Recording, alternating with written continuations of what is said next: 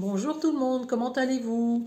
De temps en temps, ça m'arrive de tirer une carte qui va pour moi être un peu comme le conseil du jour, le message du jour. Et ce matin, je l'ai tiré, hop, de ce jeu, les accords Toltec. Du coup, c'est à l'envers, je vais vous lire ce qui est écrit dessus. Je remets en question les croyances que j'ai sur moi et qui me blessent. Et là, immédiatement, ça m'a fait penser aux croyances limitantes. Alors, qu'est-ce qu'une croyance limitante? C'est un point de vue que j'ai, alors qui est vrai pour moi, hein, ancré très profondément dans mon inconscient.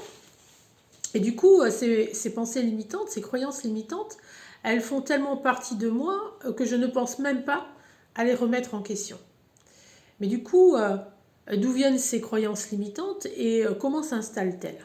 Eh bien, pour moi, elles ont leurs origines dans l'héritage familial, mes propres expériences sociétales, culturelles, politiques. Alors, ce qu'il faut comprendre, c'est que je regarde le monde à travers mes filtres, mes schémas de valeurs, mes vérités. Et lorsque nous naissons, nous apprenons à travers les parents, les grands-parents, professeurs, amis, collègues, patrons, etc. Et en fait, ces personnes nous enseignent à travers leur vision, leurs filtres, leur vérité. Mais ce qu'il faut comprendre, c'est que ce n'est pas la vérité, c'est leur vérité. Et moi, ma réalité, elle se construit à travers toutes ces réalités-là. Alors, je vais vous donner quelques exemples qui vont étayer ce que je dis. Imaginez un parent, tout bienveillant qu'il est, qui va dire à son enfant qu'il veut faire un choix professionnel différent de celui du parent, et ce parent va s'en inquiéter et va lui dire « mais tu n'arriveras jamais à faire ceci ou faire cela ». On est bien d'accord que là, le parent, il le dit à travers ses propres croyances, ses propres vérités. Ou alors moi-même, hein, qui doute de qui je suis, et qui me dit que je ne serai jamais capable d'être indépendante financièrement parce que je ne me sens pas les épaules ou la carrure pour gérer une entreprise. Ou alors je me dis que je ne serai jamais capable de courir une heure. Qu'est-ce que j'en sais? Je ne l'ai jamais fait. Vous voyez où je veux en venir? Ou alors un professeur qui dit à un élève « ton travail ne vaut rien ». Ou alors je me dis, voilà, ça n'arrive qu'à moi, ce genre de choses. Voilà.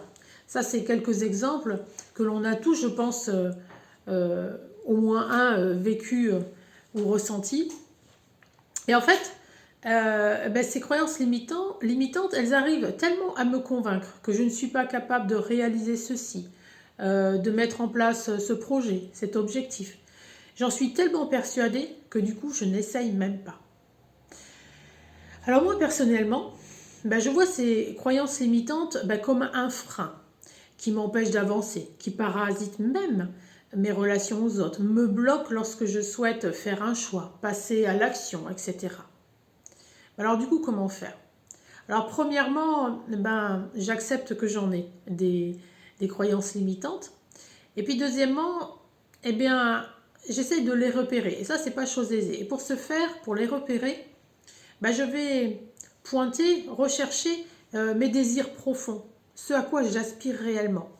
Et du coup, essayer de trouver les raisons pour lesquelles je ne les ai pas encore réalisées. Et ce que je constate presque à chaque fois, c'est que derrière, ce qu'il y a, c'est la peur du regard de l'autre, un problème de confiance en moi, et puis une faible estime de qui je suis.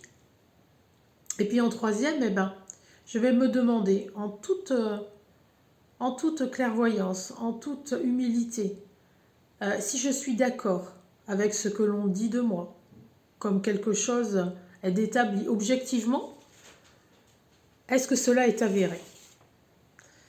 Et puis ce qui m'aide beaucoup, c'est que je n'oublie pas que chaque personne pense, parle, agit selon ses croyances et qu'elle détient sa vérité et non pas la vérité. Donc forcément, cela m'aide à ne pas prendre pour argent comptant les remarques désobligeantes, les critiques, les paroles blessantes. Donc voilà, vous l'avez compris, tout cela, c'est une introspection qui est passionnante, riche, exaltante à faire. D'ailleurs, l'hypnose est un merveilleux outil qui permet d'éclairer ses croyances, ses schémas limitants, et ainsi leur donner la possibilité d'être transformés en croyances positives et constructives. Mais tout cela, ce n'est que mes croyances, n'est-ce pas ?